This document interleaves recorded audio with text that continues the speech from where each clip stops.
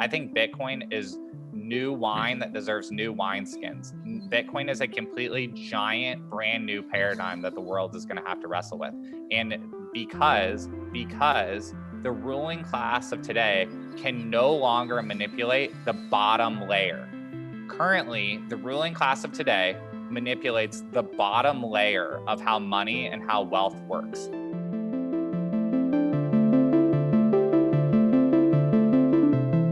Hello, everyone. I'm John Snow, and welcome to episode 5 of the Bitcoin Path podcast. This is a show where we have deeper conversations about Bitcoin and self-sovereignty, about how this new magic internet money is changing the world and changing ourselves at the same time.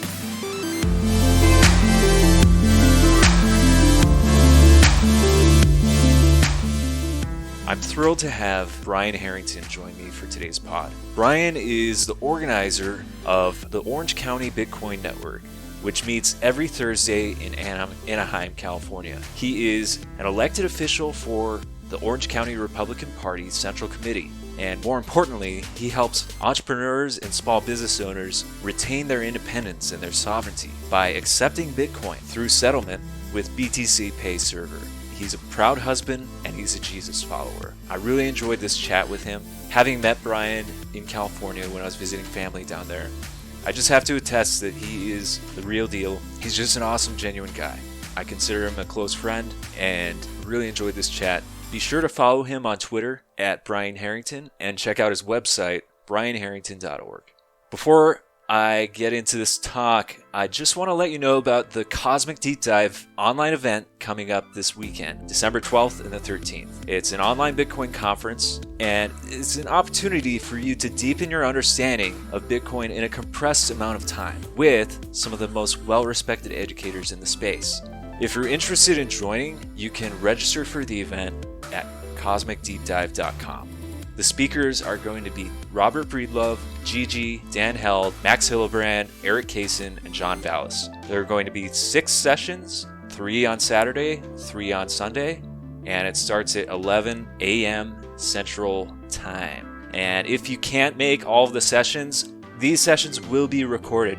And if you register for the event, you can go back and watch them at your leisure at any time. So even if you can't view any of the events at all this weekend, you can still register, and once they are recorded, you'll be able to go back and watch them. This is going to be a one-of-a-kind opportunity. I honestly do not know how long these guys are going to be available to do things like this in this boutique fashion.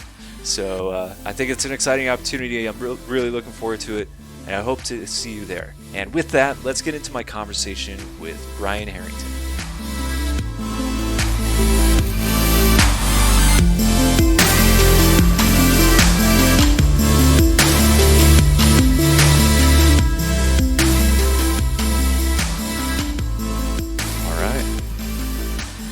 We can just kick it off if you're cool with that. Do you have, before we do you have any hard time constraints or anything like that? No. You gotta keep in mind? Okay. Nope. You're my guy. All right. Well, Brian, welcome to the show. Thanks, man. Thanks for doing this. Listen to your first episode. I love your just intentionality, and I'm trying to just come at Bitcoin from the same perspective, just really trying to keep my friends and family in mind and break it down in whatever way, they helps them to hear it. Yeah, 100%. It's that's really the essence of it.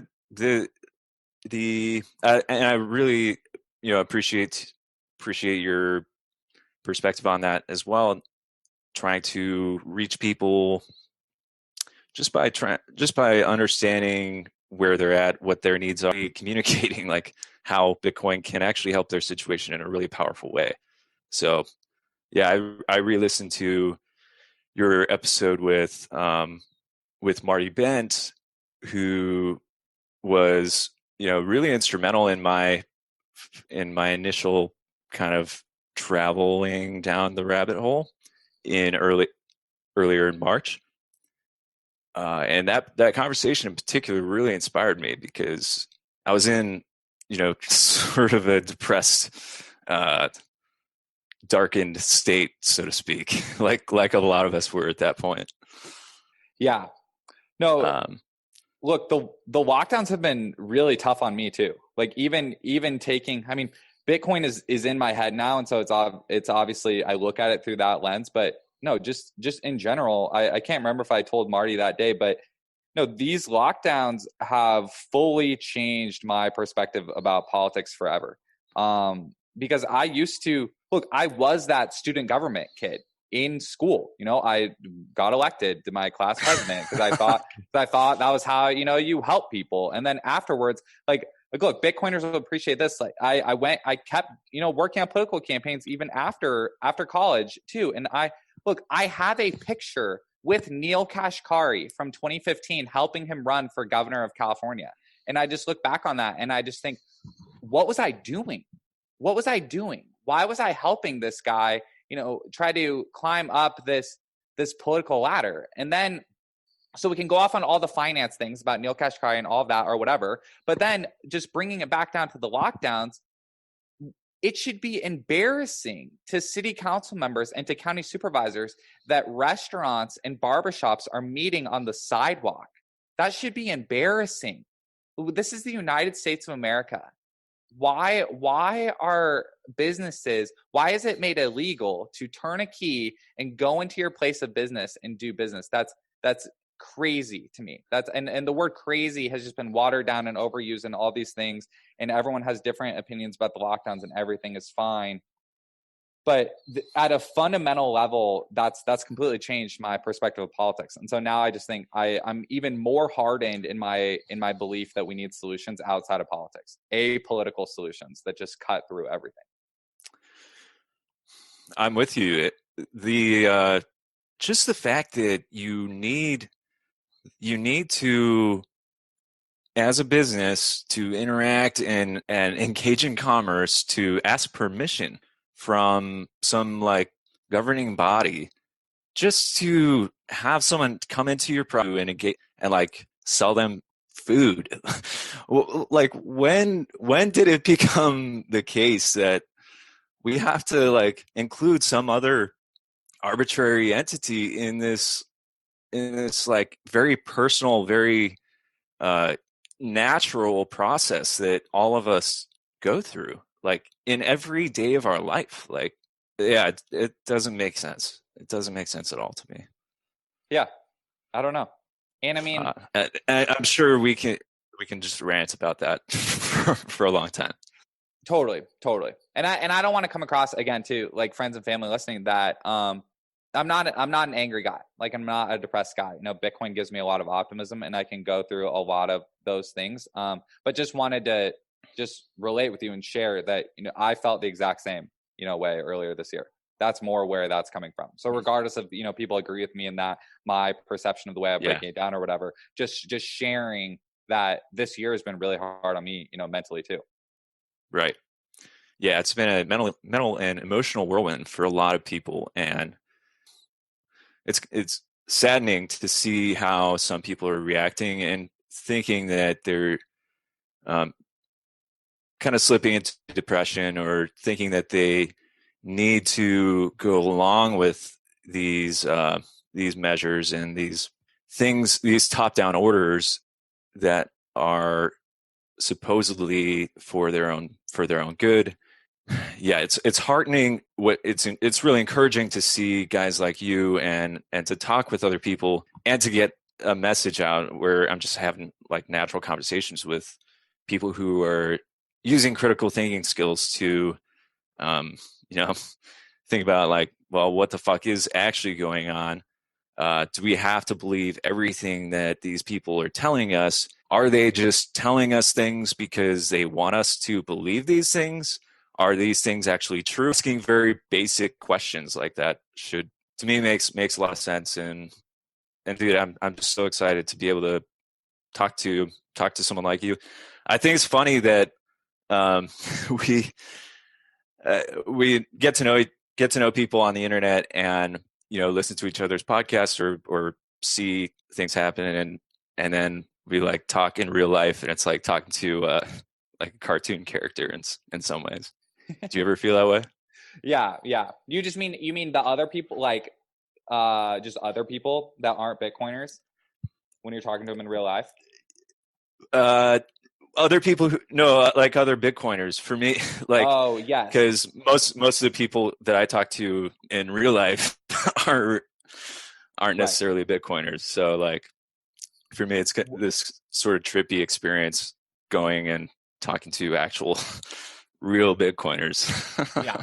No, dude. Well, what I've experienced, and we can talk about just the power of Bitcoin meetups, is I've experienced that when I meet Bitcoiners in real life, they're the exact same as when I'm tweeting with them or talking over video conference with them or listening to them on the podcast. And honestly, that's been really refreshing. Honestly, really, really super refreshing, because I just think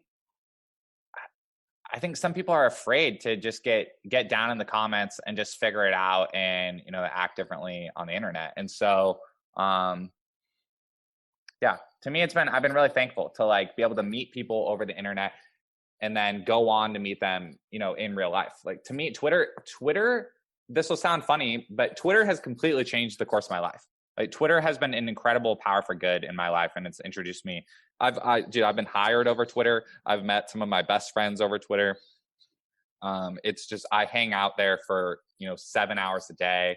It's crazy. And then mixing in the real life encounters and talking about the Bitcoin circular economy, kind of, and how I've been trying to move Bitcoin into my local community. It all comes from Twitter. Like, the excitement is what keeps me like going over there too. Yeah, that's awesome. So I want to get into that. So you're in Orange County. Mm-hmm. Believe it or not, I grew up in Orange County. I lived there in Laguna Hills for a long time. I mean, I can tell from the hair and the surfboards, definitely. So it doesn't surprise me. It doesn't surprise me. Yeah, man. It's I love it there. I feel like it's like no other place. All the people, everyone. It's funny being in Chicago. I'll talk to people out here and they're like, yeah, we can definitely tell you're from California. But then then when I'm back in California now, people think I'm from Chicago, or they think I'm like not from there, and I don't know. It's funny. Yeah. But so you're in Anaheim, and you're actively engaged in helping businesses there transition. I like what you say. You're helping them update the money their money protocol. Yeah. I used to use the word switch. I used to say switch to Bitcoin, but I just kept, switch is people don't want to switch. They want to stick with what they know, and people don't. But the word upgrade or the word update, that's a lot more kind of in the vein of what people are used to hearing. And using the word update and using the word upgrade also, it forces me to always remind myself that, look, Bitcoin is software. We can, and that's what people need to realize and remember too, is if you hear about Bitcoin, solely through a finance lens and solely through a money or an investment lens, you're going to get one perspective of it. If you hear about it only from a software perspective, you're going to lose out on a lot of the revolutionary, aspects of it also. So, like, me, because I've been more of an economics guy, the philosophy guy of, reasons for getting into Bitcoin. So me purposefully forcing myself to use software language helps me to stay in the right lane, of just talking about it as an overarching thing. So yeah, I've been able to kind of connect some dots together, and I've got a pretty decent pitch going on, when I meet with small businesses, explaining what Bitcoin is and explaining the benefits that they can get, by updating to better money. Right. I know how that process can go, and especially around the technical side of things, trying to improve that and just gain a better understanding of that, so that you can present it well and exercise, use the technology the best possible in your own life too. As I've been engaging with BTCPay Server, trying to set it up for my own website, and everything. It's been it's like this, man.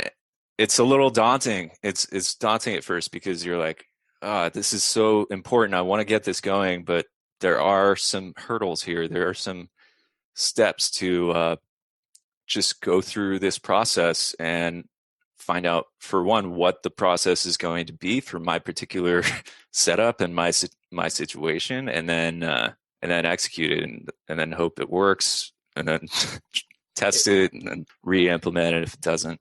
Yeah, it's 100% daunting. I felt the same way when I learned BTCPay Server, and I just wrote a thread the other day of all the steps that it took me to learn how to run a Bitcoin node for the first time. And it's I don't know how long it was, but 7 or 8 tweets full of just different bullet points of things that I tried and the path that I went on, actually running the Bitcoin software inside my own house and having my own mobile wallet validating against, the node that runs in my house. And it's for sure a process, absolutely a process. And on top of that, because there's this constant tension between open source developers and between users of software that aren't used to using open source products. So there's always this tension in Bitcoin of almost the more clean that an app feels, there's going to be trade-offs about I want to find a better word than sovereignty, but just how much control you have over your money, and so when you hear Bitcoiners talk about taking full custodial ownership of their Bitcoin, that just means fully you own it. And that's a weird concept because there's nothing else digitally, and a lot of times even physically, that you as a human are able to have full 100% control ownership of. And that's a really eye-opening experience. And then that's what sends Bitcoiners down all these other theoretical and philosophical, tangents that they get on, is because you realize that, you don't fully own anything. And that's weird. Yeah, I was having a conversation with my brother actually a couple days ago, who listened to one of my other pods, and he's like, "Okay, I get it. I wanted to start learning," and I was trying to explain to him the importance of self custody and why it's important, but also like how to approach it. Yeah, it's very different. Like we're not used to dealing with money in this way. We're used to being able to trust other people to care for it. And it's kind of like you have a house and you need to, like, the only way that you can keep ownership of the house is by defending it from all the looters, all the people who want to come and break in. And you have to build a wall around it. You have to secure it. But it's not like, and it's not a giant house that you can just that is there. It's in the ether. It's information that you can lose very easily as well. So, totally. And that's why it's very different. That's why knowing the philosophy and knowing the why is super important. I don't look past that at all. If you can just listen and listen and listen and read books and understand the importance of the why of Bitcoin, that's what will get you over the hurdles, because we all are at different technical stages, and that is a reality. That is a reality and a friction of learning, how to use Bitcoin, is wherever you start from on how comfortable you are with computers and how comfortable you are with phones and just understanding how to secure digital items. But it's worth it.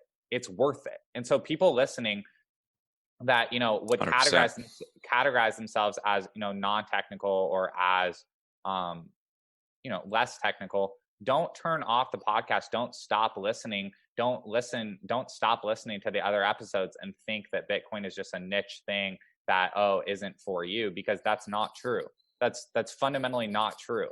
That just means you need you need to understand the why more, so that and you also you can also look at different options. Like there is a Bitcoin stack made for everyone, because, and again, that's what's back to like thinking about it as software. There is a Bitcoin stack that is right for you. There is a wallet that is right for you. There is an exchange that's right for you and your business and, your personal finance, situation and your relationships that you have and your stage of life. There is a stack that's right for you.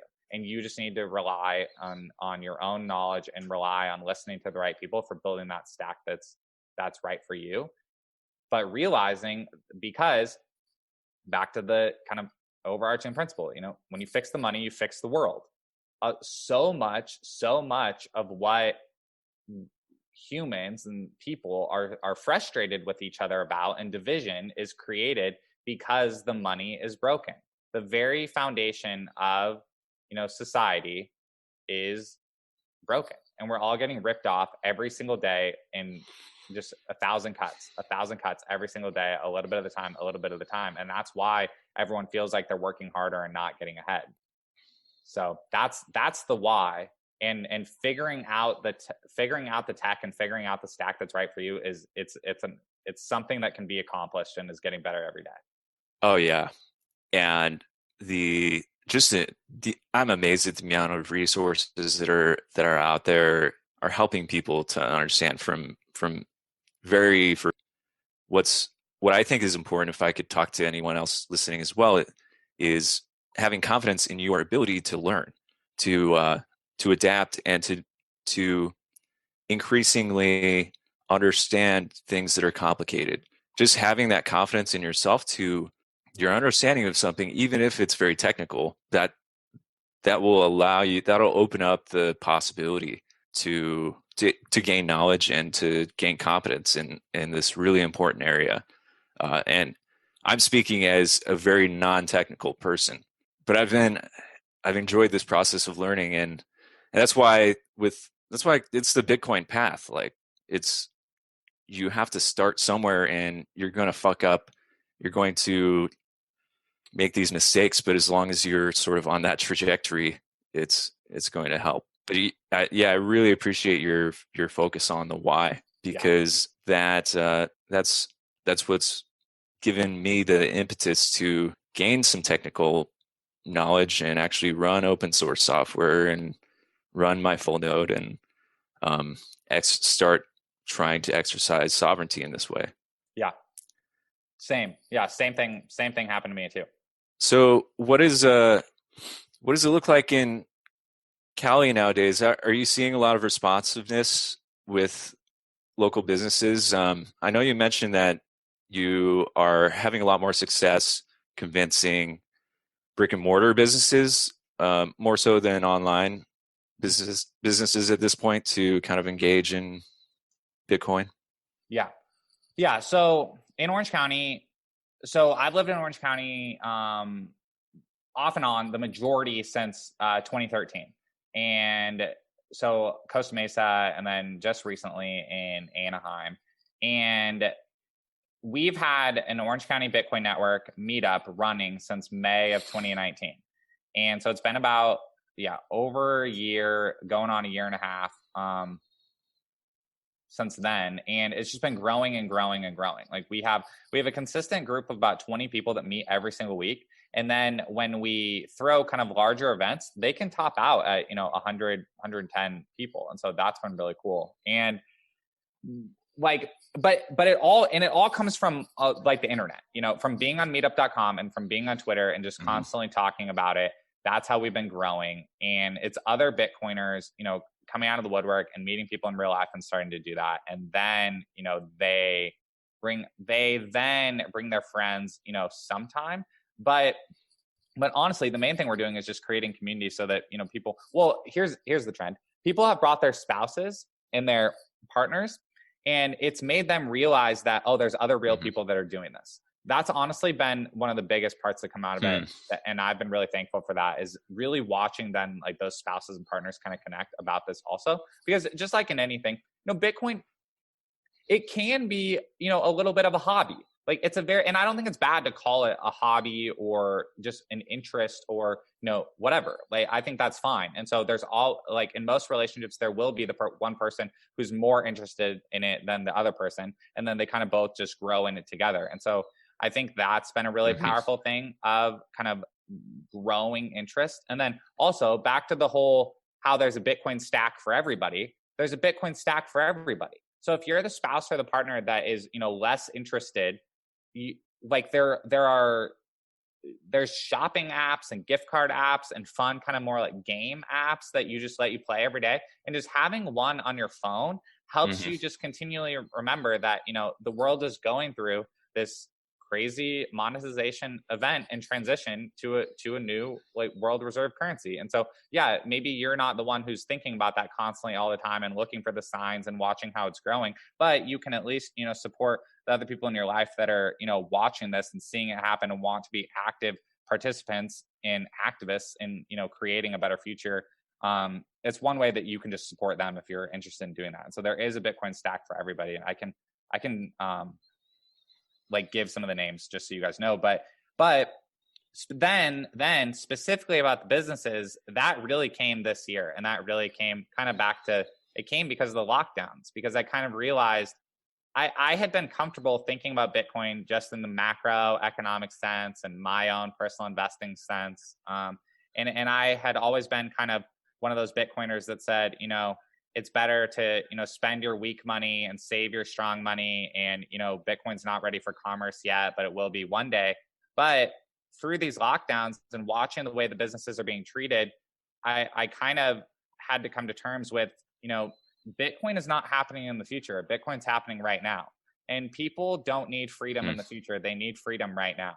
And so then as I kind of opened my eyes and took a look around, I realized all the tools are available to do commerce with Bitcoin right now, today. And so I just started learning the tools and putting the tools together. And the reason why I like sharing that is because there's also this tension inside Bitcoin between people that come at it from the investment front and people that come at it from the censorship resistant front. And so you'll hear about people that are mainly focused on kind of the investment case and the anti-inflation case, inflation hedge case. And then you'll hear people that are more interested in the censorship resistance and, you know, Bitcoin is no third parties and it's for commerce. You know, it protects against deplatforming and it allows anybody to transact with anybody. And both those things are true. Both those things are foundationally 100% radically true. And that's why when you talk to different people, you'll get different answers on what Bitcoin is. And that's why there has to be podcast after podcast after podcast and books and books and books and articles and articles and articles about it, is because both of those things are both radically, radically true. And that's what's crazy. That's what's creating, you know, that's why it's such a global thing and why it's such an interest for so many people. So to me, I love that about Bitcoin. And so to me, like I said, everything that's been crazy about 2020 forced me to kind of learn about the other side and the censorship resistance and the commerce side of Bitcoin. And I've been really thankful for that. I've been really thankful for that because I think this year really rounded out and doubled down my convictions on this being a thing that the world needs. So that story has obviously been a lot more well received with business owners this year that have watched their doors be closed and watched the rug get pulled out from under them on all these, you know, different things. Like even right now, California is deciding to go back into a second period of lockdowns. And so, you know, every small business restaurant is having to update their hours and buy more tents and continue to, you know, shuffle people around and only be at 50% capacity and all these different things. And so because of that, you know, hearing that there's a money update and there's a better money that allows you to, you know, do business with whoever you want, whenever you want, is definitely a more received right now. And then when you layer on top of it, so say you're a pizza shop. Okay, so your transactions aren't being censored and your credit card company isn't shutting you down. I understand that. Like pizza transactions are not being censored. However, you're still being stolen from inflation and you're overpaying the credit card companies because there's better ways to pay people now. And so you're still being stolen in two areas that Bitcoin fixes. And so just continuing to just be patient and lay out that case and explain that the tech is not that hard. And so once people are kind of all the way through that, and they, if anyone who kind of didn't track with me through there, I can repeat some of that and just give more details. But after you generally understand that, what's the next normal thing that people bring up? Well, not everybody has Bitcoin. Like how's this going to work? Nobody has Bitcoin. So that is solved with the main, like the retail apps are getting better and better every day. So there's an app now in the United States specifically called Strike app that allows you to log in, you log your bank account up to it, and you can pay Lightning invoices and you can pay Bitcoin invoices straight from the app. And so this isn't, and again, what I said, all different Bitcoin apps have all these different kind of trade-offs. So you talk to different You can Bitcoin do that apps. from Stripe? Yeah, from Strike. Yeah. Strike, okay. Yeah.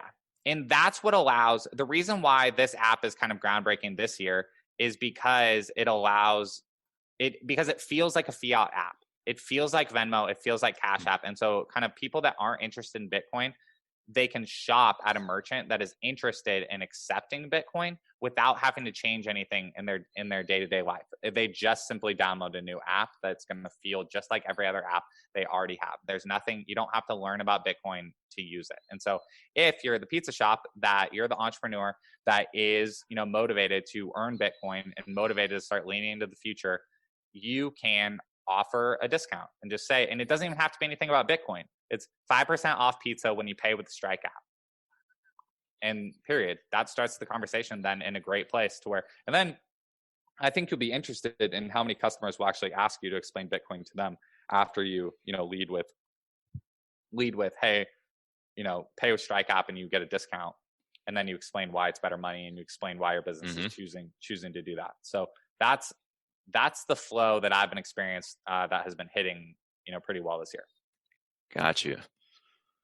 Yeah, it's super exciting. I think it's funny that we have like the Michael Saylors of the world jumping into Bitcoin with $500 million of cash reserves, just like huge swath of capital coming in. But really, at the same time, that's what's so cool is like this technology is serving both the massive companies who see the value and see the potential for change, as well as the little guys who want to just store their small portion of value comparatively. I guess it's small portion of value for the future and actually engage in real money transactions.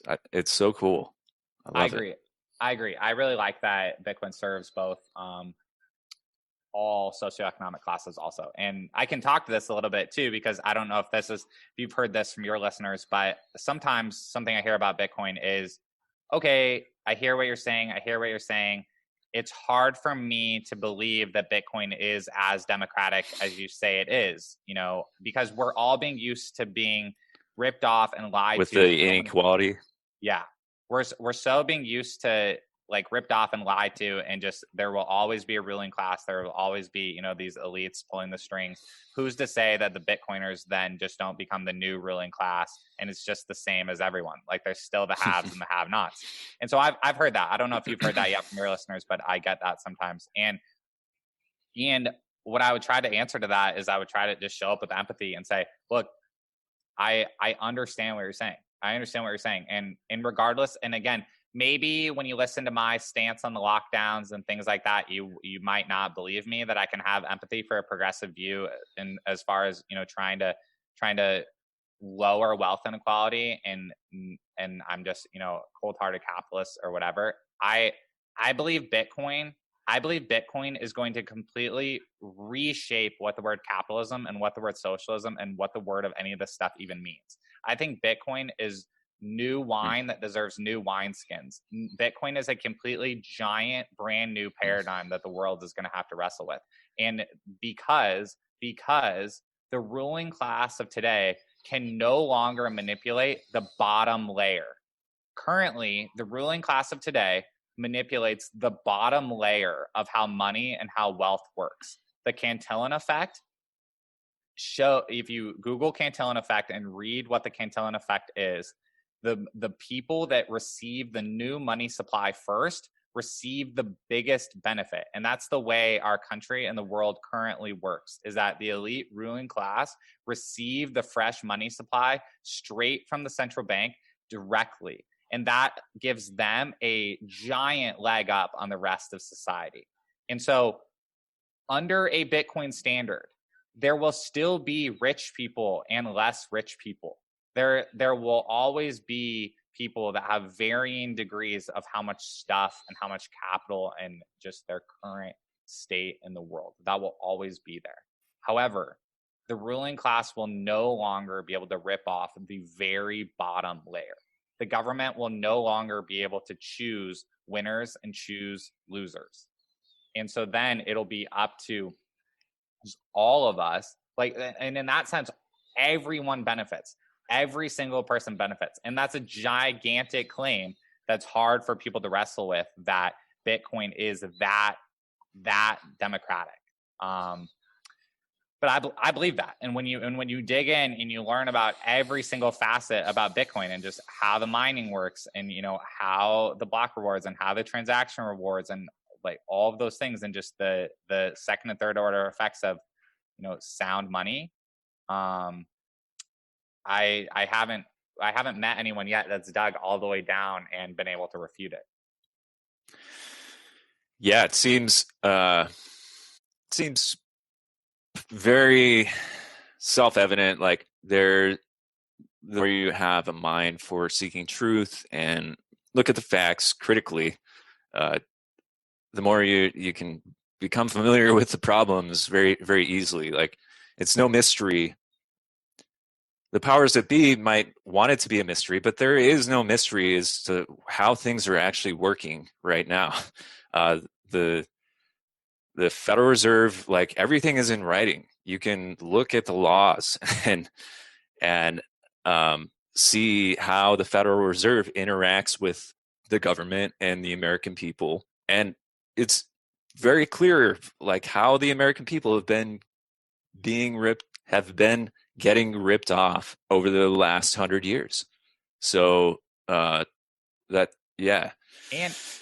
the other thing that's self-evident about it, is if you dig in and read books and watch YouTube and take advice from those with means in the country, all the advice is the same. Mm-hmm. It's acquire assets. That's the path to like American wealth, is acquire assets, because the ruling class and the rich class already knows that cash doesn't hold its value. And so acquire assets in the form of stocks and real estate. That is the way. And then why is there growing wealth inequality? Because workers live paycheck to paycheck and only hold their value in cash. And so it's, you can almost, I said this to a tweet someone this morning, you can almost learn more about Bitcoin by studying the way the system works right now than by even studying Bitcoin. Oh yeah. Yeah. And I wanted to touch, we're getting a little bit of a lag, but I think the recording and everything would be fine. I wanted to touch on that, like the inequality aspect of things. There's the opportunity is there for people to engage, to learn, and to help their fellow man. That opportunity is always there in front of us. What we're moving into, the world that we live in, is a natural place where there are fundamental laws. And if we're not opening up people, then we're not going to survive. That's just the nature of our existence. Being human, we have to live, with our families. We have to go and forage for food, and it's a natural process. And it really doesn't. What I think is fascinating is like the actual energy that it takes to gather enough food in a hunter-gatherer tribe is very minimal compared to the amount of time that people spend in their daily jobs now, like 40, 50-hour weeks, pushing buttons, in meaningless positions in large organizations. Whereas, in a hunter-gatherer tribe, the men might go and capture a woolly mammoth or bring some great source of food for the tribe, and everyone just partakes and has I think it's funny how Bitcoiners like glorify there's like this caveman aspect of it, or like mountain man, caveman theme, and I think it's right. Like, we're kind of going back to the elements of nature in a way. Like Bitcoin, what's fascinating is it's like the most advanced it's like the most technologically the highest technological advancement of the human race in many ways, but it's returning us to like the fundamental aspect of nature, and natural laws. Yeah, completely. I think about that a lot. And so, because I've been a sole proprietor, I'm a marketing consultant. And I've worked on contract 1099 for my whole career since being out of college. And so if the hunter gatherer analogy or if the caveman analogy is too deep for people, I'll bring it up like just slightly. Bitcoin makes working, just the concept of working, great again. It makes it so your time is not being stolen. And so you can choose, because when the money works, then you can choose the right amount of work to do for the life that you want to live, rather than what you described of being on the hamster wheel of 40, 50, 60-hour weeks, to keep up with everything. And so Bitcoin is going to make, like, how we all have that fantasy. A lot of knowledge workers, just people that have day jobs or whatever, always have that fantasy of, I should just start a bar. Like, that'd be so cool to just hang it all up and quit with all this bullshit and just start a bar. Like, that would just be so fun, right? Or people start a restaurant, start a coffee shop, or start whatever. And I would even, just simply buying a laundromat, just running a normal, or a hardware store, just running a normal business, or for an e-commerce perspective, just like running a website and making a little bit of money like that. Just hang it up and just run a normal small business. But just the barriers to doing that are so hard and so high for so many people because the money itself is broken. And so Bitcoin is going to open up more circumstances for more people to be able to just choose the life that's right for them and choose the amount of work that's right for them. Or even like being an Uber driver. If on a working money, I would have absolutely no problem just being an Uber driver for 25 hours a week and just being comfortable, because then you can just sit with yourself, be content and not constantly be having to chase something. So I completely agree, and I think about this all the time. I think it's really good to highlight too, like why it is that with Bitcoin, being an Uber driver would actually provide you a lot more value.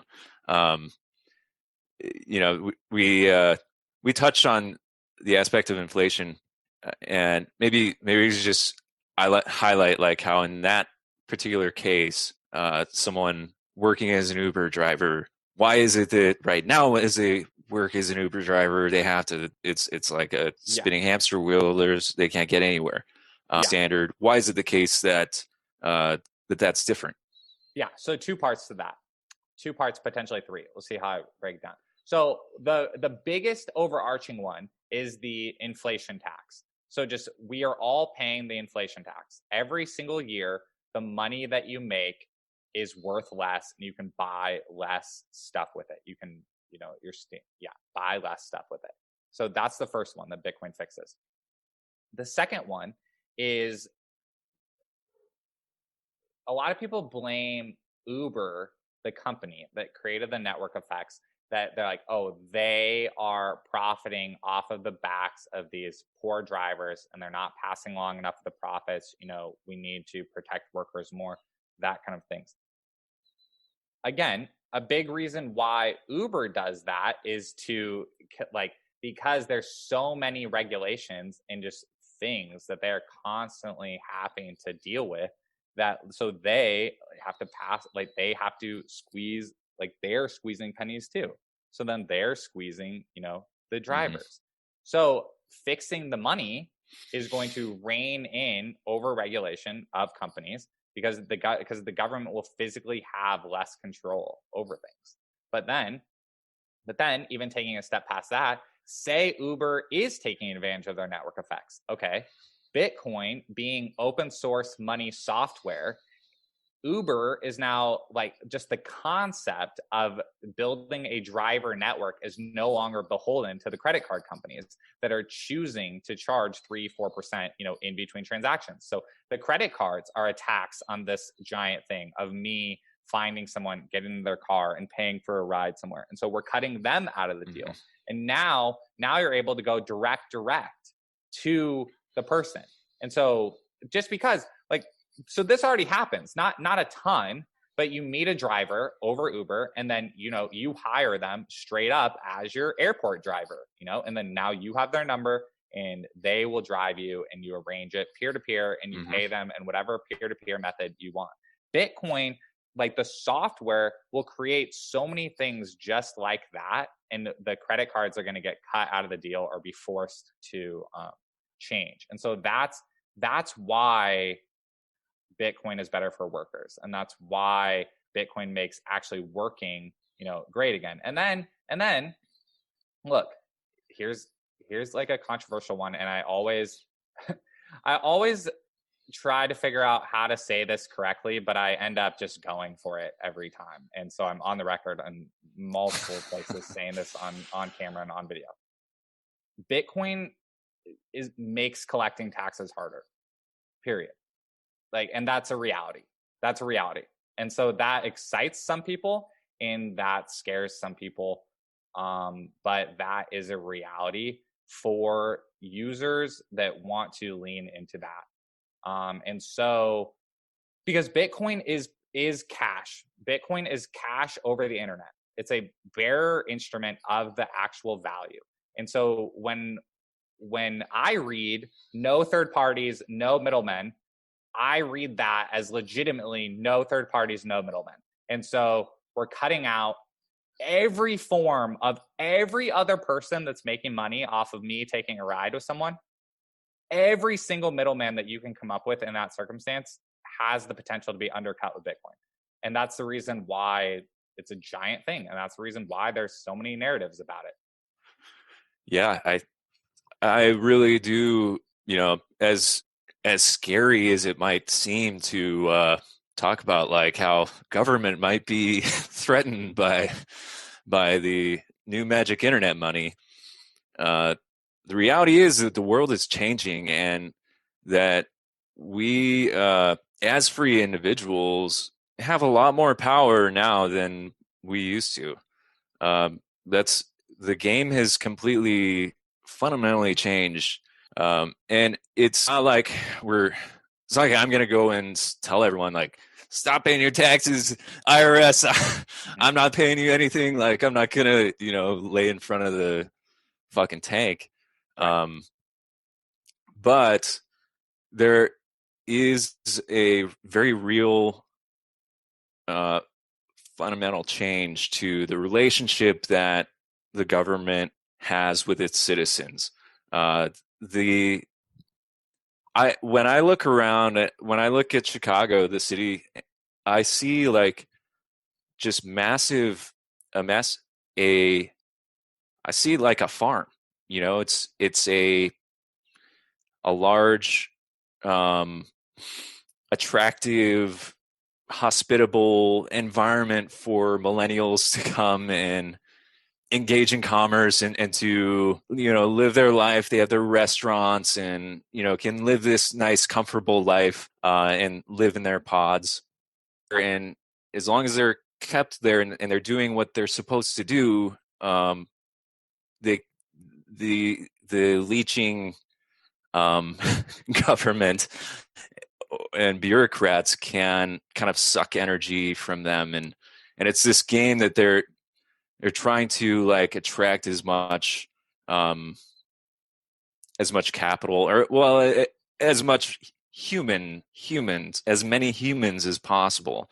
And what I think it really is, if you boil it down to like the basic level, is human energy farming. Like, we're just living in, yeah, I don't know. I have this view of like the Matrix, like, Yeah. where the machines are just condensing humans into these like tiny little pods and keeping them as close together as possible so they can harness their energy. That's the ultimate end of what the nation state, the governments of today are trying to do. And that seems radical, but it's to me, that's like the natural progression, like Matrix farms. 100%. So I feel the exact same way. And I can't get it out of my head. And that's what I feel like when I'm driving around and just feeling all over the place. I feel the exact same way. Yeah. So I could just respond and say a bunch of things exactly in the same vein. What I want to do is, because both me and you both have our friends from Chicago and from California that may be progressive and may be like less down this path. And I want to explain to them, I'm always trying to find different language. I don't have any progressive friends. No. I want to find. No, I'm kidding. Bitcoin has a powerful social justice message, and we need to share it, and it needs to be said. Like the power.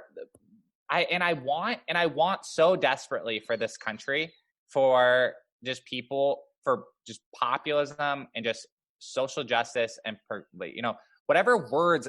All our words need new language. We need new language to describe the type of revolution that we need, because we need a revolution. The country needs a revolution. And so whether you're using progressive language or conservative language or matrix language or whatever language, everyone needs to work together to crush the establishment, period. And so anyone who's listening that, doesn't relate with the matrix message and doesn't relate with just the raw, red meat, like the government could potentially be the problem message, look, use whatever language you want and dig in on Bitcoin and join us in preaching, power to the people. That's what I'm just fired up about every single day. And that's the reason why I spend so much time thinking about Bitcoin and trying to talk to other people about it. And, because it is a thing, because then, so number one, that's my like rallying cry of just asking people to join me and join us, regardless if our exact language matches the way that your brain analogies work. But then, on top of that, it's happening anyways.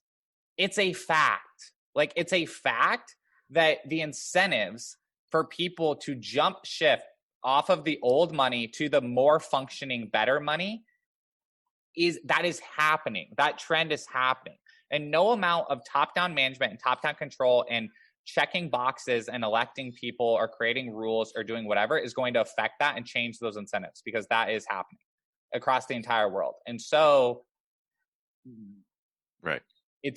It's you. So come at it from either way. Come at it from saying, please join us, but then also come at it from, this is a fact that's happening. So find the way to work in, the ends that you would like to see, the world come to, because Bitcoin is an incredible social justice tool, as well. And I hope freedom fighters of all persuasions are the first to use it instead of the corporations and instead of the establishment.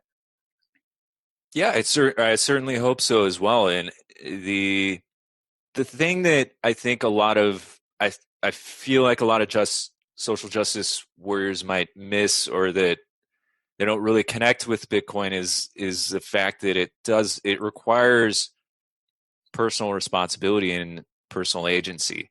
So there even I sense this in myself sometimes, where we look at the larger problems in the world and we think that, we're victims. It's a see everything and think, well, fuck, I'm just fucked. There's no way that I can get ahead. And everything is just being manipulated. There's no hope to actually overcome this massive problem. And I'm a victim. Mhm. And and that mentality, it's, though it's true, there with what Bitcoin does is it gives you the opportunity to opt out and to actually take action towards your own freedom. So Yeah. like, I do see that happening a lot. I But there's that tension, right? Like, fuck these guys. Right. What the hell? Like, Right. get on protests. But I love that you yeah. brought that up, and I love that you said that, because Bitcoin is action. Bitcoin is the solution. And because something that Mm-hmm. you're right, people of all kinds are used to, are guilty at times of waiting around and waiting for someone else to do it, or protesting and asking someone else to do it, or voting and asking someone else to do it. Whereas Bitcoin is this is what I would say to even gold bugs and libertarians then too, is that you're constantly, you can't vote in the revolution. You can't vote in the revolution. And gold requires everyone to jump on board, like, with gold in order for it to effectively work. Whereas Bitcoin doesn't require everyone to jump on board for it to effectively work. There is no, it's already working with you'll hear a lot of people talk about the intransient minority. It's already working. Bitcoin is working, and it's Mm-hmm. accomplishing these goals and these means for,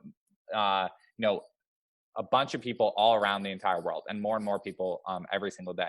So Bitcoin, you can opt in. You can personally opt into Bitcoin 24/7, 365, and it's a personal choice that you make.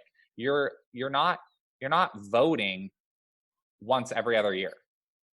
Like, that's not, and then for the rest of the time sitting around and complaining. No, you're actively doing it, and you're actively then making it a part of your life and moving forward with it. And so to that sense, Bitcoin is going to crush politics, and Bitcoin is going to crush every other form of just protesting and every other form of looking for solutions, because Bitcoin is the solution. Fix the money, fix the world. And so no matter what you're frustrated with, and want to hear a random one, here's a random one you want to know how deep, I don't know if you brought it up on your podcast yet, but you want to know how deep it is? Look, everyone's complaining, like, climate change, right? Climate change is a gigantic problem. Okay, let's go with that thesis that climate change is a gigantic problem. Renewable energy is currently not profitable. So what do you have to do? You have to tax people and then subsidize it and bring it back up to market. Okay, what if Bitcoin mining makes stranded renewable energy profitable? Because if you have a bunch of windmills out in the middle of nowhere that can't ship the energy to the city at the right price for homes to buy it, then they can, but the wind is blowing, but the city doesn't need the energy right now. So now you have all this wasted wind and all this wasted structures out there, right? You hook up Bitcoin miners to it. Bitcoin is going to because then the Bitcoin network needs energy every single day, 24/7, 365. And so the windmills are either pointed to the city at a profitable rate, or they're pointed towards the miners at a profitable rate right there, because it's a global trading commodity all the time. So it smooths out the energy market and is going to, like, breathe new life into the renewable energy market. So same story for solar, same story for wind, same story for hydro, all that stuff. Okay. And then back to the oil and gas industry. The oil and gas industry, currently a problem is that we have all these oil drills, drilling oil, which creates natural gas, right? But then same problem. You can't ship the natural gas to the city at the correct rate because the market price of natural gas, doesn't bear it for certain places. So they literally burn off the gas at the top of the stacks, and then everyone complains about the ozone layer and all these things. Again, same thing. Cap the gas, run it to the machine, run it through a generator, and then mine it at the source. And so now you have oil and gas companies that are able to stop flaring, and they're able to have a second commodity they can sell, which will make their companies more profitable. So that's how deep the second and third order effects of this whole entire thing go. And that's how you can start to kind of like just open your mind to just different narratives about what happens when, we all of society upgrades the money. Yeah, I love it.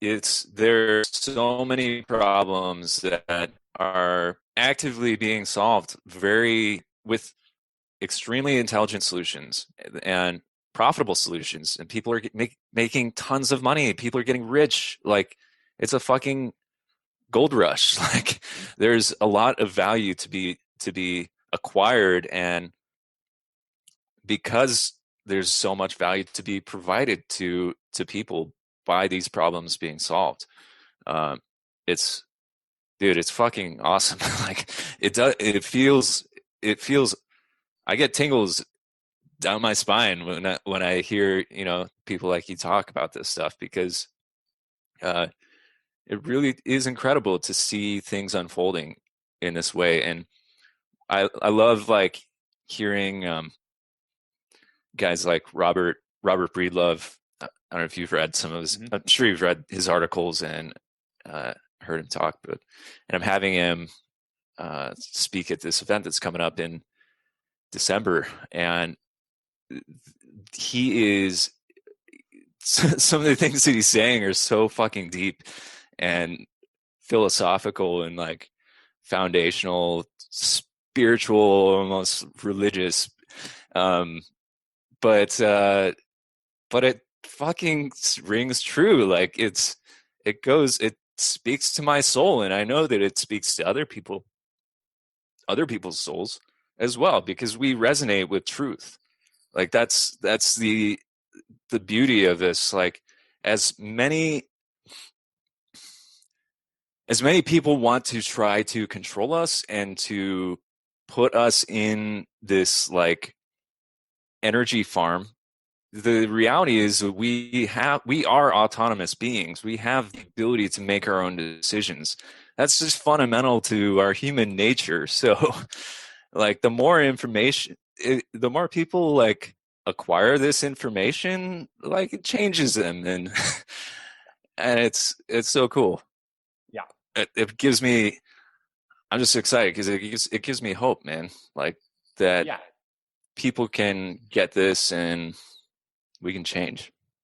It gives me hope too. It gives me complete hope too. Bitcoin, if you're someone who feels like you're in that energy farm, Bitcoin will breathe new hope and new energy into the way you feel. And if you just kind of have never thought about that you're in the middle of an energy farm, but there's this growing sense of realizing that it's wrong, something's wrong, dig in on Bitcoin because fix the money, fix the world.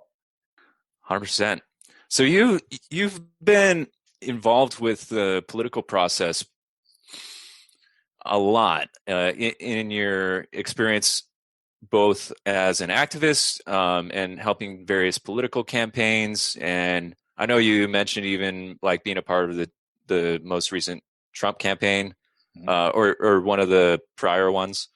Is that something that, and you're also an elected official in Orange County, right? Is that something that I like your perspective of wanting to use it as a platform of engagement and, speaking with people. For me personally, I've kind of withdrawn a lot of my thought energy from anything about politics, just lost cause. Totally. I'd love to hear your perspective on that. And so I understand both perspectives. I completely understand both perspectives, and I understand people's desire to get involved and their desire to not be involved. Just speaking about my unique circumstance, like I said, I've always been involved in politics. Like I was that kid in student government in high school. And so, and even taking it to a funny extreme, in high school, same thing. There was kids that were interested in it. And then there were the kids that were like, no, that's bullshit. Like, why is Brian talking on the announcements? Like, this is dumb, like all this stuff anyways. So there's all like, I don't know. That's nothing new to like, but I've always thought, but influence is a thing. I guess that's what I bring all that back to. Influence is a thing. So because I had already dumped so much of my life into meeting these people and being a part of this crowd in Orange County and kind of knowing the ins and outs of the political process and being a part of it, I can speak to other people in that scenario and I can pull them out of the matrix that they're caught in. Because political consultants are not happy.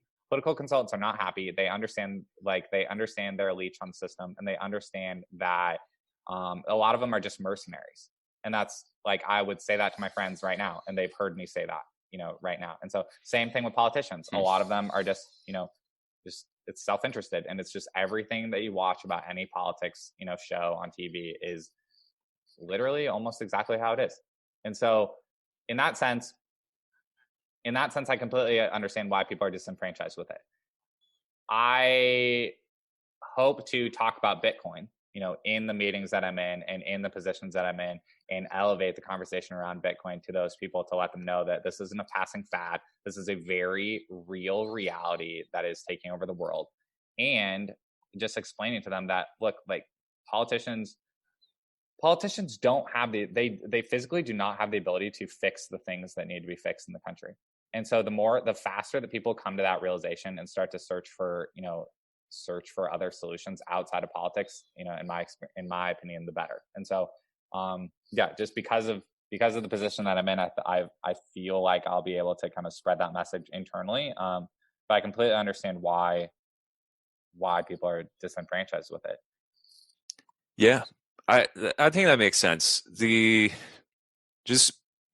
idea is getting out there in any way, just interacting with people, being engaged in your community is always, I think, a good thing. And I would much rather have someone like you, as a mayor, or being involved in some sort of like city council or something, because truth needs to be spoken in those realms as well as anywhere else. So, and I'm not necessarily the one to do something like that. So more power to you. Like, I think we all have very differing interests and, gifting. So, I commend you on that, man. That's great. No, I appreciate it, dude. And even, people are hearing me just kind of climb over it mentally right now. Everything's shifting so fast. Even the way my brain, works over, like I said, so honestly, this is weird.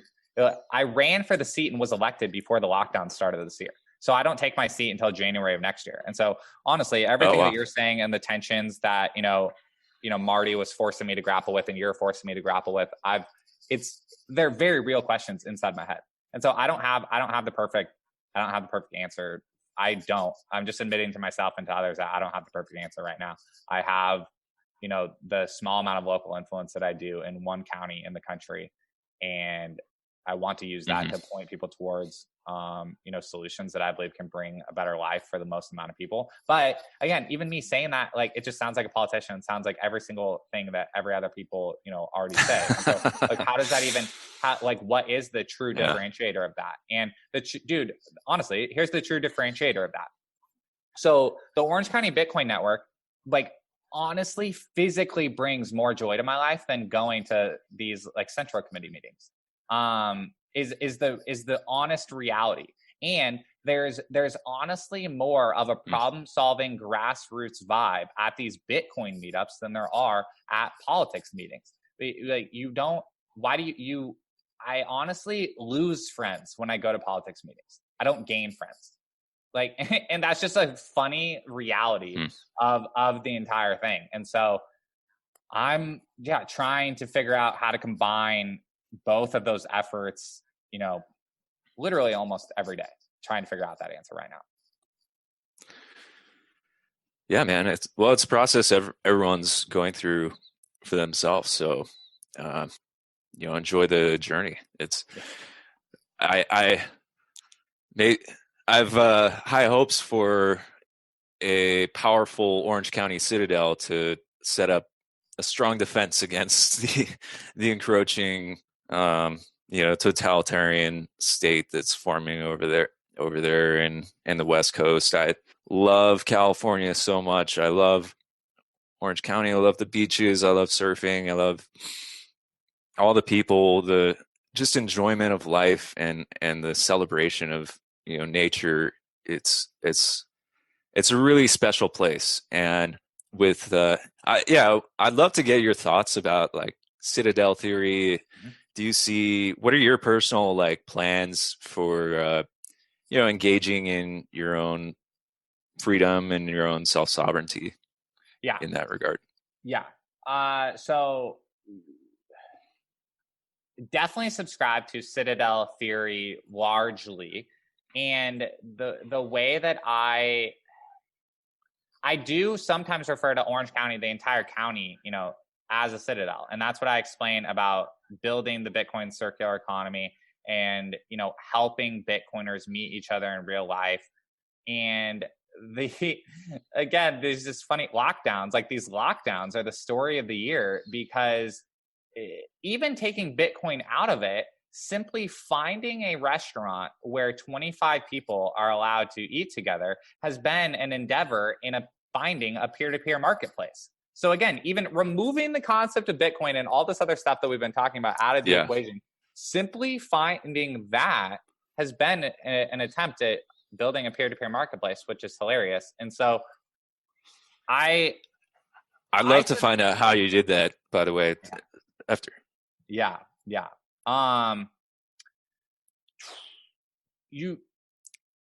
So I think Citadels, what Citadels mean when Bitcoiners talk about Citadels is finding like-minded people.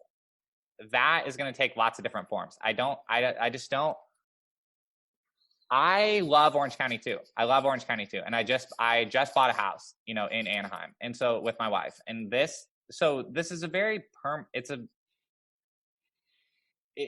I am putting down roots. It's not, to me, the whole like leaving California thing is not a narrative that's in my head right now. And so to that, I just and the way that functions into the Citadel thing is like, my house is a Citadel. And my Bitcoin, node runs inside my house. And I am interested in, being paid in a peer-to-peer way with my, validating node. And in that sense, like I want to meet with this group of Bitcoiners and this group of freedom fighters at local businesses that endorse freedom fighting.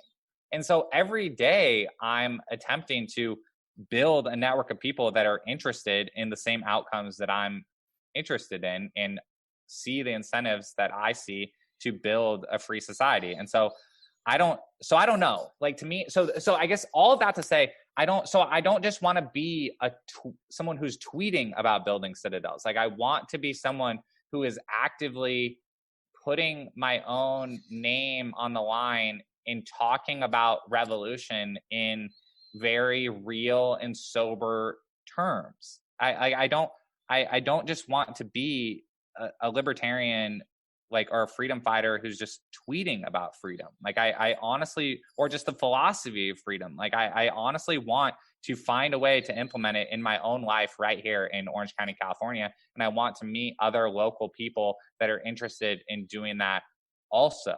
So obviously that's going to overlap a lot with Bitcoin, but even outside of that, I think there's a lot of Bitcoiners that don't even know they're going to be into Bitcoin yet and are just frustrated with politics and frustrated with the overreaching regulations. And so the more that people can work together to create freedom in their life is positive. I wholeheartedly agree, man. And that's why I'm so grateful for, the work you're doing, and it's very inspiring. Like, it's inspiring me to try to do as much as I can where I'm at in Chicago, even though I'm not, I love Chicago as well. It's a great city, but I don't see it as like it feels as though Chicago has fallen. It's kind of a lost cause in a lot of ways. So many people here that I care about, and I would love to help and engage with. So there's this. It's a it's a tension for me as well. And I'd love to get your thoughts on that. Like even thinking about presenting your own name and tying your name Right. to these Right. very radical ideas, that, I like the idea of being a freedom fighter, but I also don't necessarily want to be a martyr or anything. Totally. So yeah. So to the point about Chicago, for both good questions, and both, like, again, these are very real, like, raw thoughts that are inside my head, and I'm not trying to present them in a way of, oh, I'll get clicks on the internet but not back it up in my personal life. I'm honestly trying to drive a very fine line on all of this, of just being a real, upfront person. But okay, so the point about Chicago, I watch a lot of YouTube, and I watch this YouTube channel called Nomad Capitalist, and he's a consultant, an expat who grew up in Ohio and left and became successful and started the company, and then moved offshore and gave up his U.S. citizenship. And so he coaches other people on how to do that, and how to go where you're treated best, and how to lower your taxes and increase your freedom and do all these things. And so something that he says about the US is, like, if you're shifting from state to state, like, you're still just tinkering at the edges. So if you're truly in a place where you're ready to experience a different side of life and really, take,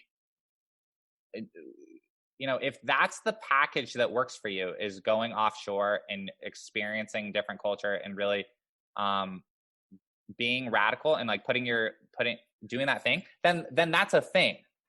So that's one element of it. But then also there's the element of it of, regardless if you go out of the country or stay in the United States or pick any state, all of it is still kind of tinkering at the edges, because governments and fiat currencies and central banks are the same thing across the entire world. The virus lockdown restrictions and these travel restrictions have been around the entire world, and it's all governed, by lawyers and insurance and corporations, and just layer after layer after layer of bureaucrats and lawyers and corporate and all this stuff. And so there's not, in that sense, there's no way to perfectly escape anything, and it's always a matter of trade-offs. And so, okay, and then again, people largely, like, understand where I'm coming from there. And then it's just coming from a personal perspective of the classic story of, the grass is not greener on the other side. The grass is greener where you water it. That's just the classic cheesy way to say it. And so that's why I don't super, like, is it cool to think about moving to Idaho and moving to Wyoming and, like, doing these things and, living on a farm? Like, totally. That's fun, super fun to think about. But that's not who I am as a person currently at this stage of my life. Someday, will I do that? And might I do that? And will it just continue to be this thing I brainstorm about? Absolutely. Completely. However, at this stage where I'm at, just building influence in local government, and knowing the people around you, and knowing how to actively live out, the way that you view the world in whatever context you're in, is the part of my brain and the part of my activities that I'm trying to sharpen right now. And so, like, I've never said it like this before, but maybe, like, the first citadel you have to build is the one that's inside your head. You have to fortify your own head first, and you have to fortify your own heart, and you have to fortify your own way of looking at the world, so that you're not blown, from side to side when things happen or whatever. Because, so yeah, that, I think a lot about all that. The grass is not greener on the other side. There's problems and lockdowns everywhere you go. And then, to the point of putting your own name on it, I have always, this is the politician, like, in me talking, in that I've always wanted to build my own name ID. Like, I like the idea of building my own name ID. Like, I've run brianharrington.org, for, again, the past 6 or 7 years, and I run my own company, and it's just me. Like, I'm me, and that's it. And, like, it's kind of like what you see is what you get, like, kind of thing. And I will talk about whatever, but then also back up with action, and just do it. And I've been fired and I've lost friends and I've probably lost out on opportunities that I, don't even know that I lost out on because of choices that I've made in my life. But at the same time, I've also gained a lot of opportunities, and I understand that a lot of reasons why, I get asked the questions that I do is because of I put my thoughts out there. Like Twitter is just I saw this tweet. Like Twitter is a resume for how you think. And I love that. And I like the idea of that's my resume of what I think. And so, like I said, I've been hired over Twitter more times than I've been hired over LinkedIn because it's a resume of how I think. And so they seem to be complete polar opposites. Like LinkedIn is this polished, presentable thing where everything is like perfectly catered to how you want to be presented, but then Twitter, you're reacting just like in the moment to whatever the fuck you're thinking and trying to the ideas that you're trying to engage with. So totally tends to bring out the truth. Yeah. And we're also, what I try to remind myself too is like, dude, we're living in crazy times. So for everything that I say that people will try to say, oh, you're crazy, or, why would you say that out loud? Or, oh my God, the IRS is going to knock on your door or whatever. Like, I mean, sorry, like it's crazy out there.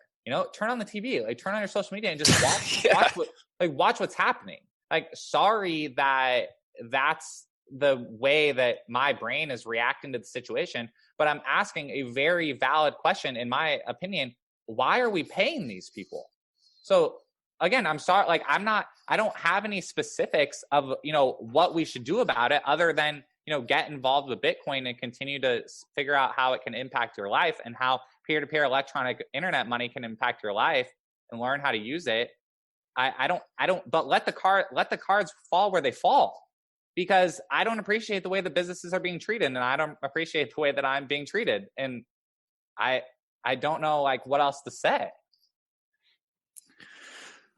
Yeah, that's we have to speak our truth. Like there's part of us that dies inside. At least when I feel like what I feel in my body, if I am lying, is and I'm not perfect. Like I've lived parts of my life where I've lied a lot. And I died inside. Like it was fucking crippling to my entire being, spiritually and mentally and everything. Is crazy. But the more I've focused on truth and trying to understand like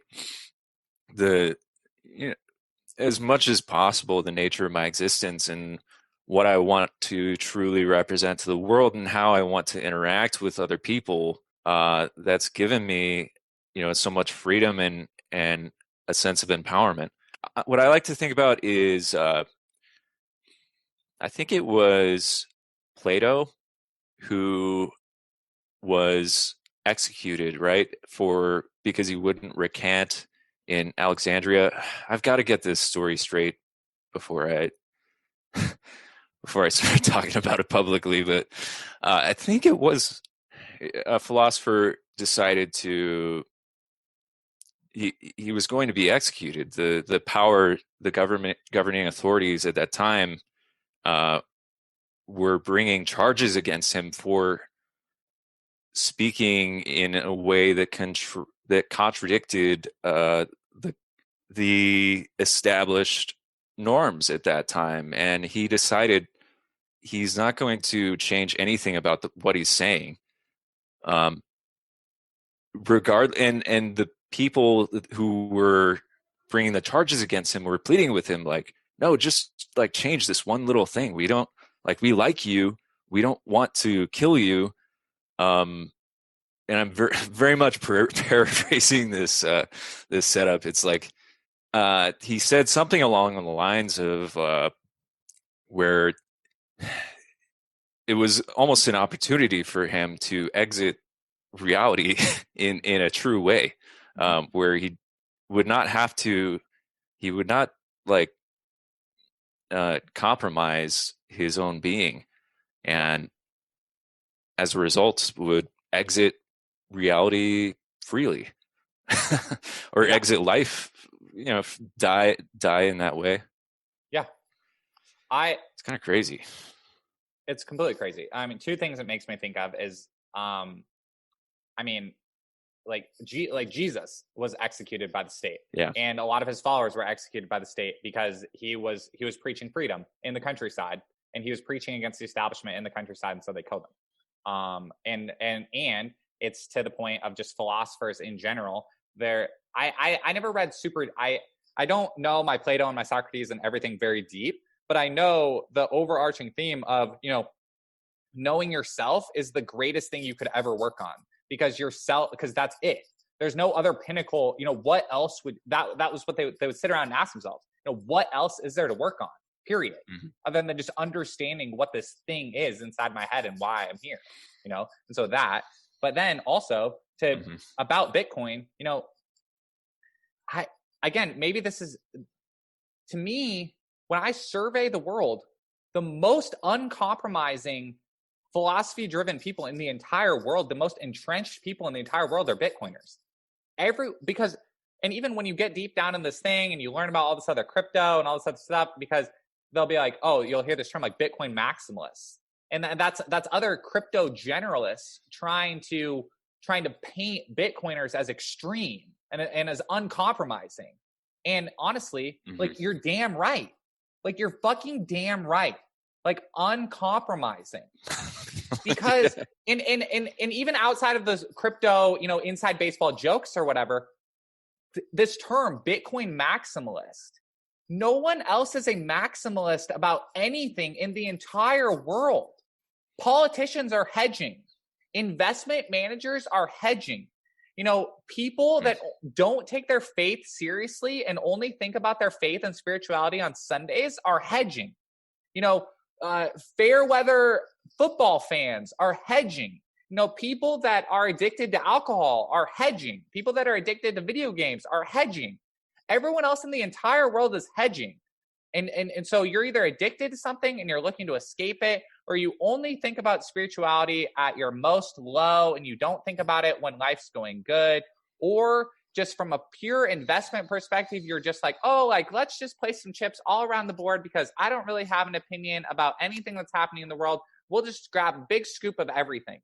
Like, Bitcoiners are thinking about life and philosophy and why they're here at the very bottom level of just why am I here?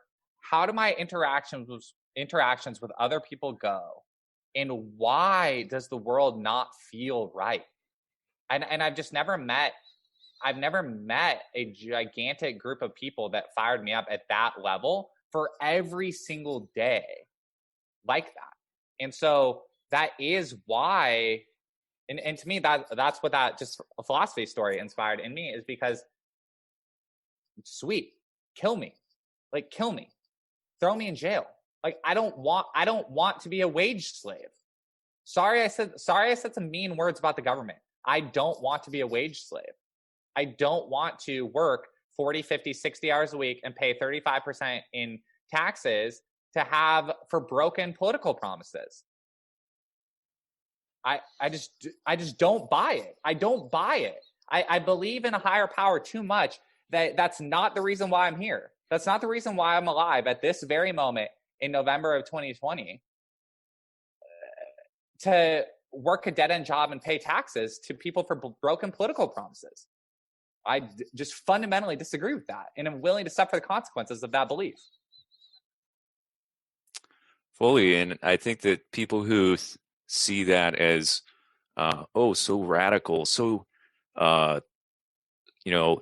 obscure, so scary, that you might say something like that. The founders of our very country saw that part of our human existence to be able to be autonomous human beings and exert our own authority over our lives. That's the whole reason that people came to America, right? Right. I think Yeah. Bitcoin lines up. Bitcoin, like in that, that's why so many people are rallying to this idea. So again, back to like keeping the friends and family like in focus is like, that's the reason why so many people are rallying to this idea, is because you look at it from secular philosophers and you're going to find, you're going to find paths back to Bitcoin. You look at it through a lens of, maybe different like spirituality, you're going to find a path back to Bitcoin. If you look at it from just pure economic incentives, you're going to find a path back to Bitcoin. The one you just brought up, like the American Revolution and the American founding, if you look at the principles that led to the American Revolution, the American founding, you're getting a path back to Bitcoin. And then you go listen to the naysayers, and the naysayers have like 6 or 7 stale things to say, the same things they've been saying since 2011, 2013, the whole entire time. That's crazy. That's absolutely crazy, because and that's why the Bitcoin conversations do not get bogged down the way that political conversations do. Back to the whole hedging thing, political conversations get bogged down in so many 47 different directions of nuance that everyone just leaves the conversation hating each other and just like thinking other people are bad or like whatever. Bitcoin comes down to like 6 or 7 main stale talking points against it that the dumbest Bitcoiners can rebut all of them. And that's another crazy thing of just the simplicity of how much Bitcoin just works at an incentive level. The fact that the dumbest Bitcoiners can just talk circles around just these high intellectual economists and high intellectual technologists that refuse to understand. That's an amazing thing to me, and it's very humbling. Yeah, man. I was wondering, with talking, I'd love to dig into this a little more. Just to, we're at, I think, an hour and a half right now. I just want to check if you're okay on time. Yeah, no, I'm good. Cool. With this idea of Bitcoin maximalism, you're very open. You're a Jesus follower. You have you see him as the way, as it's I'm trying to remember the way you phrase it. It was helping you not to listen to the negative voice inside your head. Yeah. I have a very extensive religious background as well, in Christianity, and I don't necessarily want to get into that now, but one of the things that I experienced as a result of that is this, and this is very fresh. I'm kind of like, I just am very interested in hearing your thoughts about this. One of the things that I had come to realize at the end point of that journey was that a lot of my spiritual fervor, initial zeal for encountering God and learning more about Him and trying to share the gospel and love and fellowship with other people, what it became was building an edifice of mental construct of belief, a irrefutable or an all-encompassing worldview that could not be shaken and that couldn't be questioned. And there's this balance of like, well, what I came where I arrived at eventually was like, oh, I've built up this thing, but I can't question it, because if I question it, then like, well, I might go to hell or something if I become a non-believer. And so there's this ideological, I see almost this tension between, that's always there as we live life from like the tension between the ideological and then the mysterious questioning truth-seeking, the life-giving spirit that wants to just like dismantle and challenge things and break things down. That's a very broad like question, but I'd love to get your thoughts on that. Like, because sometimes I look at the Bitcoin community and I'm like, man, this is fucking awesome. I'm with you guys, but it's also like we're constructing this massive ideological edifice that Totally. That's really powerful and that's built upon truth. Yeah. But it does have this like religious fervor aspect to it as well. So yeah. So completely. Yeah, there's no question at the end of that. Yeah. But No, so yeah, I wonder what you think. Absolutely. Like, I want to, whatever way I can say that, like, I've thought about all of that. I've thought about all of that, and I've been with all of that. So none of that is weird. And no one listening that sees like a religious fervor aspect in Bitcoin either, like, that's not weird. And some people, you'll look at that and you'll be turned off from it because, again, we've all been ripped off and lied to so many times. Like, what's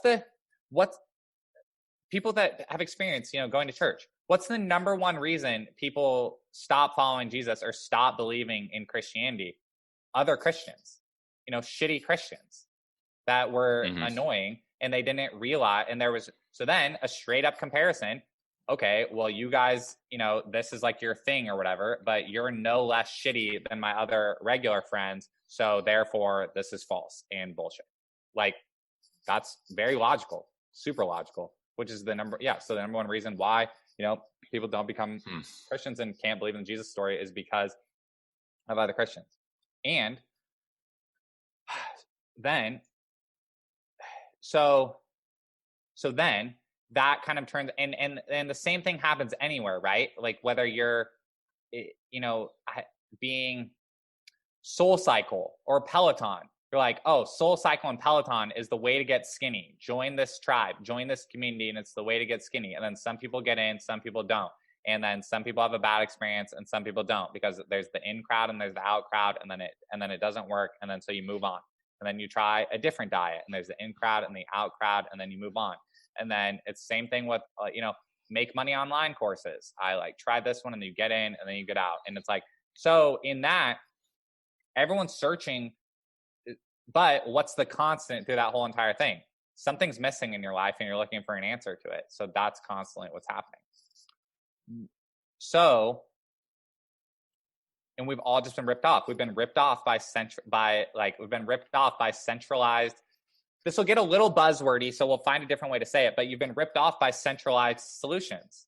You've been ripped off by single point of failure solutions. If your understanding of Jesus and Christianity was based on that one church and based on those people, then there was a single point of failure that was always gonna get destroyed, and you were always gonna then fall out of understanding the underlying principles because you were relying on a single point of failure. Same thing with health and fitness. Like, you're not understanding the bottom level things of, of just the way your body works and the way that your body breaks down energy and the way that your, current hormones in your brain and like all the stuff that goes into how complex our, body systems are. That can't be reduced. If you're trying to reduce that to, pedal on this certain brand of bike, that's a single point of failure, and you're going to be disenfranchised with that. So that's the thing. The power, what Jesus did when, like, this, the reason why believing in Jesus and understanding why God created the earth and why I'm alive right now comes back to Jesus was preaching about freedom in the countryside, and then he was murdered by the state. But on the exact moment he died, the veil was ripped in half in the temple. And because the veil was ripped in half, and that veil at the temple was what separated the Pharisees and the people from God. And so the before Jesus came, the way what would happen is if you wanted to talk to God, you would go to temple and you would talk to the Pharisee, and the Pharisee would go behind the curtain and they would talk to God for you on your behalf. And so there you had this intermediary, you had this single point of failure. When Jesus died, he said, you no longer have to talk to an intermediary, you can talk to me directly. And that's when he said, and that's the Holy Spirit, and he put the power of God inside of you. And look, and that's what I believe. And so that underlying principle of I can go directly to God means that no amount of bad news or FUD about Christianity or the terrible experiences that people have had at different churches or whatever, none of that foundationally affects my understanding of, my one-on-one relationship with God, my peer-to-peer, relationship with God. And honestly, then and I don't know, again, this might be super fast pivots for people, but bringing that to Bitcoin, you're no longer relying on the central bankers. You're no longer relying on the politicians. You're no longer relying on intermediaries that are supposed to protect the value of your money. You're going direct to the underlying, technology. You're going direct to the underlying source code of the money supply. And you have the ability to self-validate that all the time, anytime that you want, and you can know, where you stand. And so that is why I see parallels in the two. And then also the reason why Bitcoin brings with it such a fervor is because what we already covered of it's very solution focused and personal focused rather than outward focused. You can watch these great talks on voice versus exit. And the two ways you create change are voice and exit. You can give voice to the process and you can offer suggestions and you can offer your petitions and you can offer your votes. But when that fails, your only solution for creating change is to exit. And that's what the country did. And that's what the United States did, when we were founded. And that's what, the majority of civil wars and revolutions come down to is the petitions were not heard. And so we are exiting. And that's why Bitcoin feels so foundational. That's why it feels so foundational. It's not an investment. It's not a stock. It's not all this other stuff.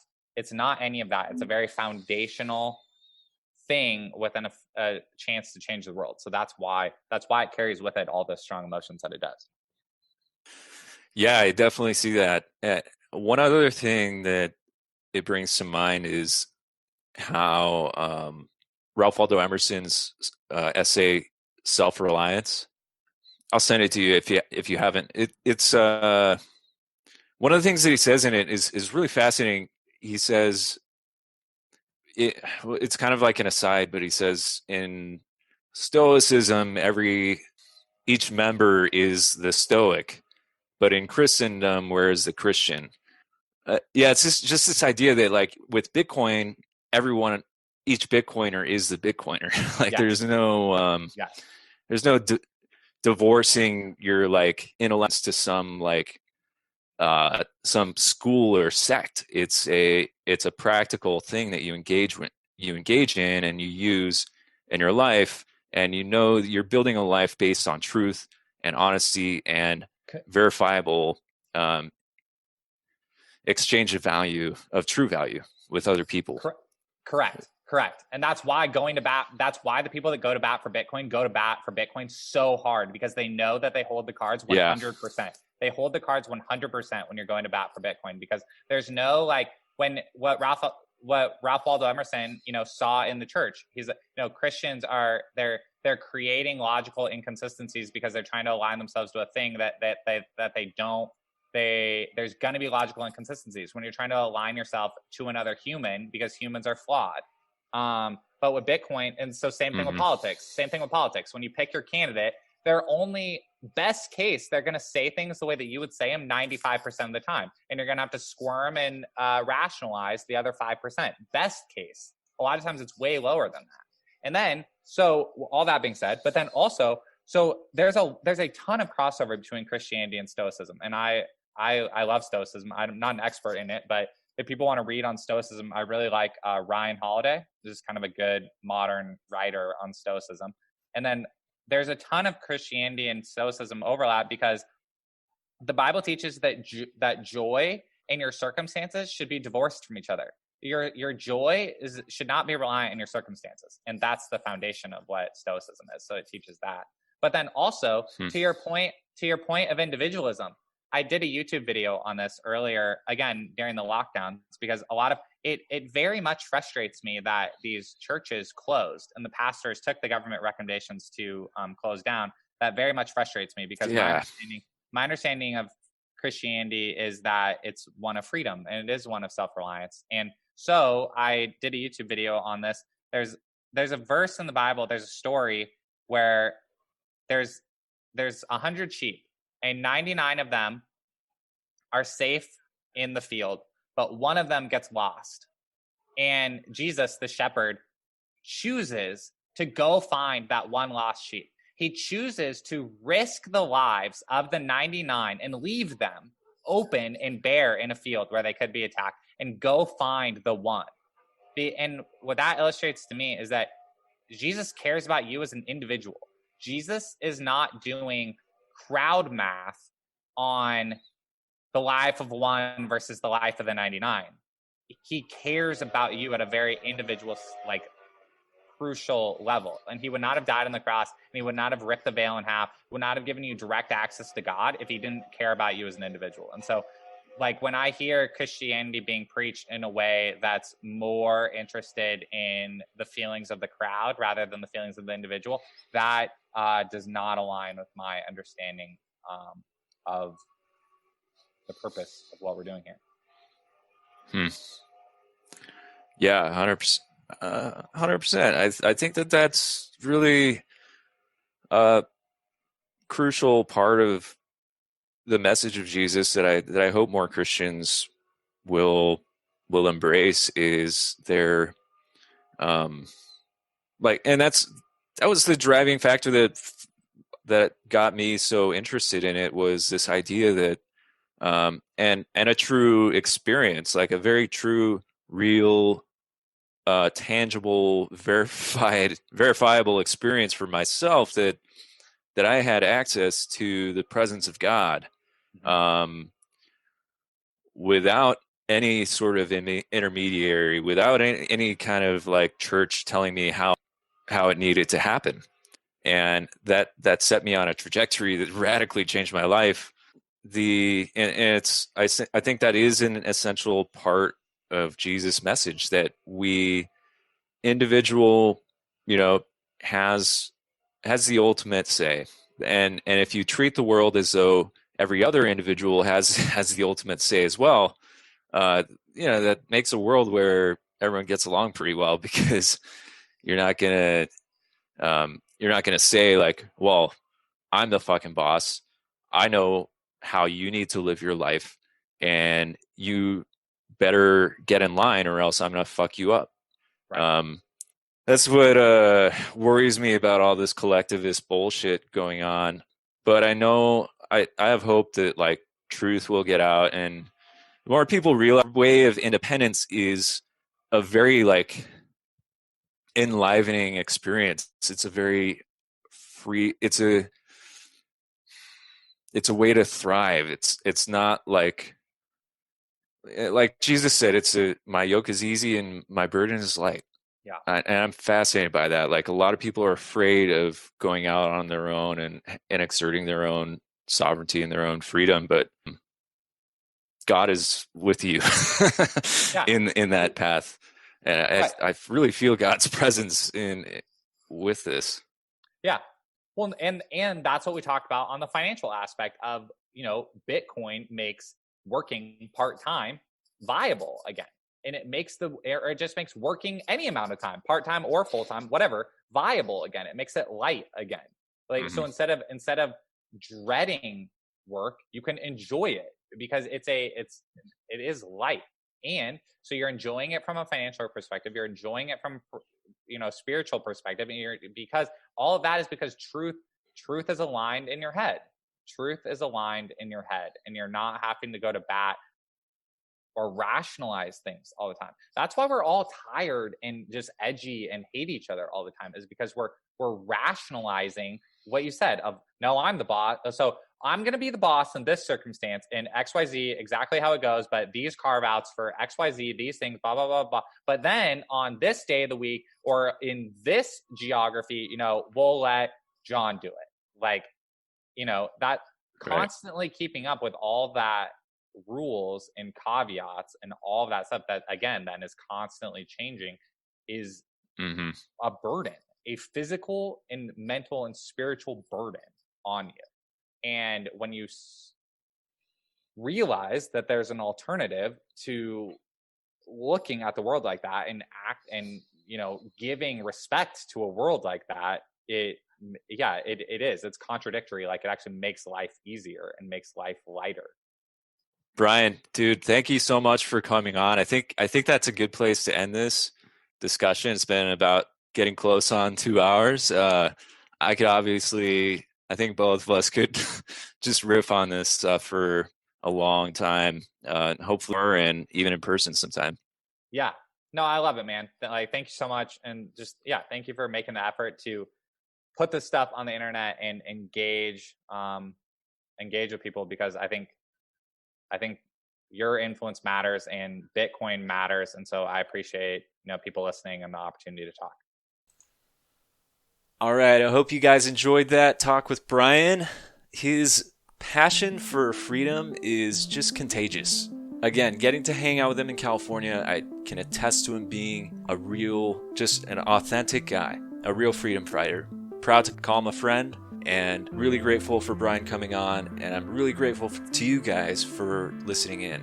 Be sure to check out more of what Brian is up to by following him on Twitter at Brian Harrington and on his website, brianharrington.org. And just a quick reminder to check out our Cosmic Deep Dive event coming up this weekend, December 12th and the 13th. It's going to be an amazing chance to just go deep into the rabbit hole with these amazing educators. You can learn more and register at cosmicdeepdive.com. And until next time, may you live a meaningful life and enjoy your freedom as a sovereign individual.